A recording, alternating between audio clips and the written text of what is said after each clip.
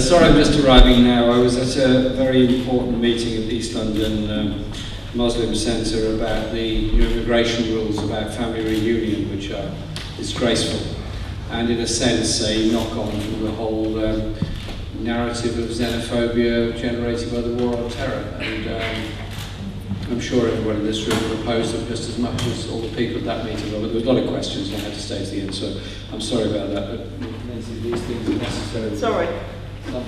When you've got young eyes, you need good glasses. I obviously haven't heard all that's gone on. I just want to say a few thoughts to share with you. It's 12 years since the British troops went into Afghanistan, and I was just reflecting on a young man that arrived in my office a few weeks ago, a young guy who had been dropped off a lorry in Finsbury Park in the middle of the night, and that was it. He was a refugee from Afghanistan who had been through hell and high water in goodness knows how many places in order to get away from a place of enormous danger, in order to get to a place of relative safety. And he found Finsbury Park at 3 o'clock in the morning safer than trying to survive in Afghanistan. British troops have been there for 12 years. There's been an invasion, there's been an occupation, there's been an imposition of a government, there's all that. And a young man cannot live safely in that society because of all kinds of complicated job, family, etc. relationships. What have we actually done? What have we actually achieved by this war in Afghanistan for the people of Afghanistan? Then add on to that Bagram Air Base, extraordinary rendition, Guantanamo Bay, Homeland Security in the United States, anti-terror legislation in Britain. Civil liberties have been wrecked at all ends of the spectrum in this, and we've been told that somehow or other this war in Afghanistan is for our good and our security. Well, I tell you this, for young Muslim men, particularly young Muslim men on the streets of Britain, they don't feel safer now than they did in 2001. They're more likely to be picked up, more likely to be stopped by the police, less likely to get a job, more likely to be accused of all kinds of terrible things that they've had nothing to do with and no wish to do with whatsoever. And so I think we can take some pride in the fact that we founded Stop the War Coalition 12 years ago. It should have been in this place, but it's not big enough, it wasn't big enough to start it off. And we have brought together an awful lot of people. It is a coalition. Therefore, not everybody's always going to get everything that they want. But we're a coalition of opposition to Western intervention in one country after another, recognising the damage it does to civil liberties at all ends of the scale. The vast profits that are made by arms suppliers, aircraft manufacturers, and all the accoutrements of war that go with it, and the oil, minerals, and other things that come out at the end of it. And I tell you this, if we meet in 5 years' time, I just wonder which companies are going to be developing the mineral wealth of Afghanistan, that mineral wealth that was already recognised by the Russian Imperial High Command in 1892 as being of enormous geopolitical significance. And so we fought against that, and that has built up a big anti-war movement, and Iraq is obviously the huge one and the huge political error that was made in Britain. But the vote that took place in Parliament on non-intervention in Syria was of enormous significance, and sometimes when in the midst of something quite politically major, you don't always notice it. You really don't necessarily realise how significant it was. Think this thing through. The British government recalls Parliament in order to get endorsement for military action. In every other scenario I can ever think of, it's always been granted.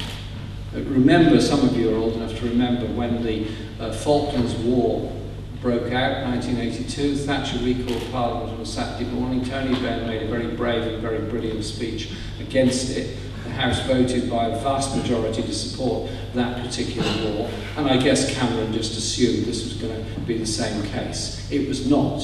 He lost that vote, no endorsement was given, therefore Britain can't be involved. The ripple effects of that were huge, absolutely enormous. I'm not saying it was only the UK vote, but the fact that Obama couldn't get it through the Senate or the House in the USA, the fact that the Russian and US foreign ministers had to meet, bring about an agreement on chemical weapons, which I guess all of us welcome. None of us want chemical weapons. They're evil, disgusting things. But if you can come to an agreement to get rid of chemical weapons, then surely you can come to an agreement for a political solution to the crisis in Syria, to stop the fighting and stop the killing and bring the refugees back home. 100,000 dead and 2 million refugees can't be anything that any of us are pleased or proud of. But I'm very sure that had we not succeeded in defeating the government's plan in the UK Parliament, then just maybe we'd now be in a situation where there would be daily bombing raids from US aircraft carriers in the Mediterranean, bombing goodness knows what in Syria. And something tells me that if you bomb a chemical weapons establishment, you're likely to create the fallout, which is a terrible, catastrophic mess. And I am really bored of lectures about the Western unacceptability of chemical weapons. They're of course unacceptable. So is Agent Orange, unacceptable. So is depleted uranium, unacceptable. So is white phosphorus, unacceptable. All these things are wrong. So maybe we've just emboldened people to say, you can say no to war. There is an alternative. Let's think through very quickly what the alternatives could be for the future. Do we need a Trident nuclear submarine system? Do we need a replacement of nuclear weapons in this country? Do we need to spend £100 billion on our own weapons of mass destruction? No. Do we need to be spending £35 billion a year on arms expenditure in order to give us global reach so we can reach anywhere in the world and sort out any problem in the world? No. And also, little secret, we can't afford it. Neither can the USA afford it. So when I was listening very carefully to all these speeches in Parliament, I sat throughout the whole of the debate, all 7.5 hours of it, apart from when John McDonnell and I went off to have beans on toast together. We know how to live it up.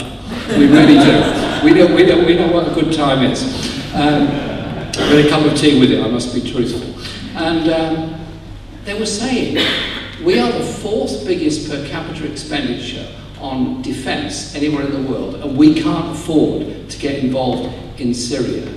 We don't know what the implications are. We don't know where this thing's going to end. It was a mea culpa moment for those that voted for Iraq, realising they were wrong, wanting to do something to give themselves a bit of credibility for the future. So let's build on that. Build on that by continuing to oppose intervention. Build on that by opposing intervention elsewhere. Build on that by looking at the real causes of war. The injustice, the poverty, the greed, the sales of weapons and all the other things that go with it. And we begin to create a debate and a scenario for peace, for justice, not for war and destruction. That's why Stop the War exists. That's why it's very important that we exist. And it's very important that we bring in everyone that will accept what are fundamentally very ordinary, very basic and very decent demands. A world based on peace, not on war. A world based on justice, not oppression. That's what we exist for. Thank you very much for coming along.